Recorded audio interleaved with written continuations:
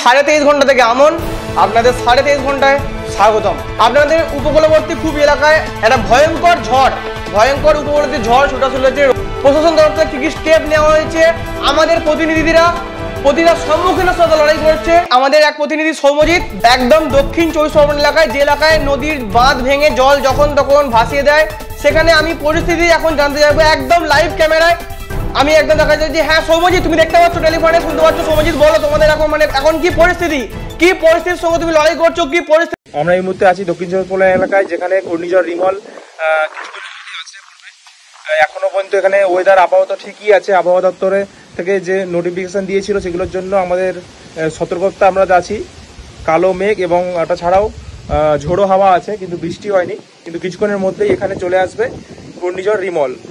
আপনারা দেখতেই পাচ্ছেন চারিদিকে ওয়েদার। আমি একদম আপনাদের দেখালাম দক্ষিণ 24 পরগনা এলাকায়, যে এলাকায় প্রচন্ড ঝড় বইছে। 30 থেকে 40 এবং 70 কিলোমিটার অন্তত বেগে ঝড় কন্টিনিউ বয়ে চলেছে। যে এলাকার মানুষের সতর্ক করা হয়েছে এবং প্রশাসন তরফ থেকে কন্টিনিউ জারি করা হয়েছে। তো আমি আমাদের আরেক প্রতিনিধি এখন আছে বর্তমানে নদিয়ায়, সেই প্রতিনিধির কাছে যাবো এক্ষুনি। তো দেখাতে হয়েছে যে প্রতিনিধি এখন তার কি পরিস্থিতির সম্মুখীন লড়াই করছে। আপনারা ঠিক যেভাবে দেখেছেন, প্রথম দফা যখন ভোট শুরু হয়েছিল, সেই ভোট শুরুর সময় বৃষ্টি আরম্ভ হয়েছিল এবং এখন চতুর্থ দফা পেরিয়ে পঞ্চম দফা ভোট আসতে চলেছে। 1 তারিখ কলকাতার ভোট, সেই ভোটের সময় তো বৃষ্টি।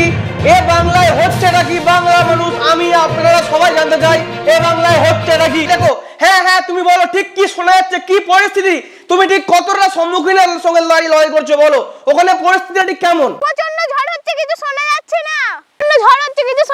না। আমার ছাতা উড়িয়ে দিয়েছে। বৃষ্টির সম্মুখীন লড়াই করছি আমি। হ্যাঁ আমি বুঝতে পারছি পরিস্থিতি খুব খারাপ। প্রতিনিধি কথাটা মানে কেটে যাচ্ছে, তো আপনারা বুঝতে পারছেন প্রচন্ড ঝড় বইছে, ঝড়ের আওয়াজ, শোষো বেগে ঝড় বইছে, ঝড়ের আওয়াজ। এবং আমার প্রতিনিধি রেনকোট পরে দাঁড়িয়ে আছে, মানে ওখানে বৃষ্টি হচ্ছে, সম্মুখীন লড়াই করছে, বৃষ্টির সম্মুখীন লড়াই করছে এবং ছাতা মাথায় দিয়ে সম্মুখীন লড়াই করছে। আমরা স্টুডিও থেকে শুনতে পাচ্ছি ঝড়ের পরিস্থিতি প্রচন্ড ভাবে লড়াই করছে। বুঝতে পারছি আমাদের প্রতিনিধি সমস্ত সম্মুখীন। আমাদের প্রতিনিধির এই মুহূর্তে লাইনটা কেটে গেল, লাইনটা প্রবলেমের জন্য, ঝড়ের প্রবলেম। আপনি বুঝতে পারছেন, আপনাদের আমরা প্রতিটা মুহূর্তে প্রতিটা সিনের ছবি আপনাদের একদম লাইভ ফুটে দেখাতে চলেছি। ঝড় হোক, বৃষ্টি হোক, তুফান হোক, তারপরে দেখাবো 23.5 ঘন্টা আপনাদের সকলকে স্বাগতম জানাই। আপনারা ঠিক যেভাবে দেখলেন নদিয়া পরিস্থিতি, যেভাবে দেখলেন দক্ষিণ 24 পরগনা পরিস্থিতি, ঠিক আমাদের এরকম আরেক প্রতিনিধি বাঁকুড়ায় আছে। সেই বাঁকুড়া প্রতিনিধির সঙ্গে যোগাযোগ করার চেষ্টা করছি, কিন্তু নেটওয়ার্কের খুবই সমস্যার জন্য ফোন বারবার কেটে যাচ্ছে। তারপর আমরা চেষ্টা করছি ভালোভাবে শোনার জন্য, যতটুকু ইনফরমেশন পাওয়া যায় আপনাদের একদম ঘরে বসে গোটা অল ওভার ইন্ডিয়ার খবর 2 মিনিটে দেখাতে চলেছি, দেখতে থাকুন। ঠিক আম পাবলিক মানে এই ঝড়ের সম্মুখীন যারা লড়াই করে তাদের কি বক্তব্যটা শুনবেন এখন। দাদা আপনি আসুন, এই ঝড়ের সম্বন্ধে আপনি কি মানে কিরকম প্রস্তুতি নিচ্ছেন বলুন? ঝড় কিরকম মানে আসবে? এখন তো আবহাওয়া এখন দেখা যাচ্ছে বৃষ্টি হচ্ছে না। ঝড় আসবে মধ্যরাত্রির থেকে, ঝড় আসবে 70 থেকে 80 কিলোমিটার বেগে ঝড় হওয়ার সম্ভাবনা আছে। মানে একটা ভয় পরিস্থিতি আছে, প্রচুর ক্ষতিগ্রস্তর আশা করছি আমরা এখানে।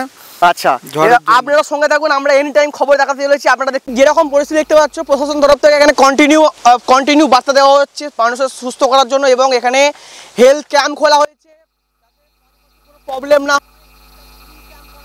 স্কুল ক্যাম্পের মধ্যে যাদের ক্ষতিগ্রস্ত বাড়ি, অসুস্থ মানে মহিলা, যাদের বাড়িতে কিছু করার নেই, সেই পরিস্থিতিকে তুলে রাখার জন্য ব্যবস্থা করা হয়েছে প্রশাসন তরফ থেকে।